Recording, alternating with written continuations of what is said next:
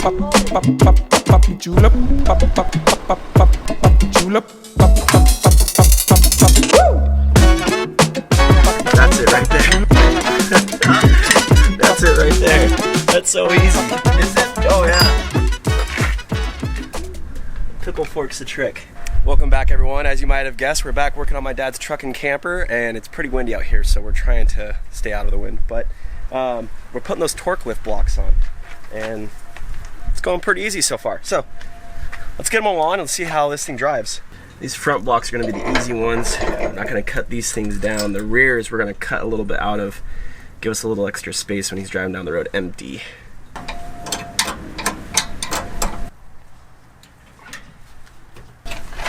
Just pop these off. So we're going to put the rear on, and then we'll see if they need to be cut. Okay.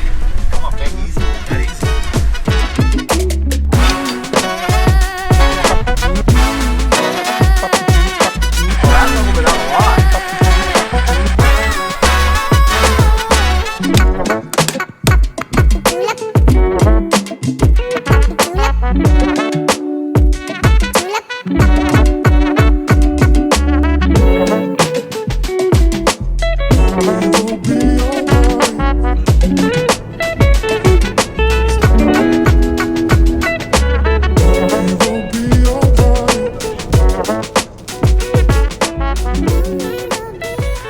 So we just got back from our trip, and that was awesome. We drove the truck for about an hour. We did a nice loop going down highways and up some small grades and stuff just to see how it felt, taking some dips and rough roads.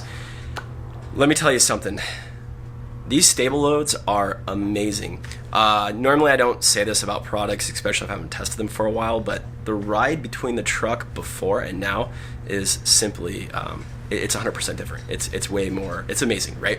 And the fact that you don't have to do anything, there's no air to mess with, it's like a 10-minute install, I kid you not.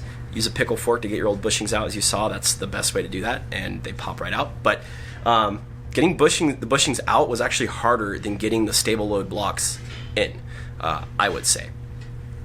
But going down the road, so one, it engages your overloads early, so the truck rides a whole lot better, right? The rear end rides a little higher than the front. I personally like that when you have a load on. I like leveling the truck out or getting it a little bit higher in the rear. I feel like it helps the weight transfer and helps the weight stay on the front axle and helps things drive nicer. And it definitely drives very nice the way it is now. They're not going to do anything to it. It drives so nice. The other thing these do is because it's engaging the suspension early, and this is my best guess, the overload, you're using the truck suspension that it was built with more effectively. And because of that, the truck is just, it's so steady. I mean, the rocking and rolling that was there before that we had, going down the road with no wind, you'd get this little kind of rock going down the road, just a little bit. The truck wouldn't swerve or anything, but you just get this little side-to-side motion every now and then. It just kind of cruise on, kind of like being in a gentle boat. That's completely gone. You go over in and out of steep driveways, the thing kind of, you have your weight transfer and then it comes back and it's rock steady again. It doesn't sit there and do this rocking back and forth, which is really common on these campers.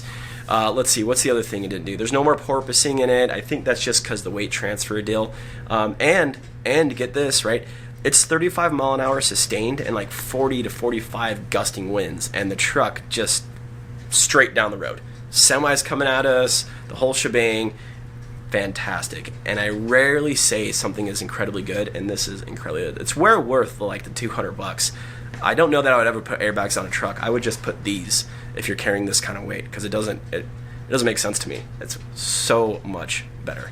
Awesome job, TorqueLift.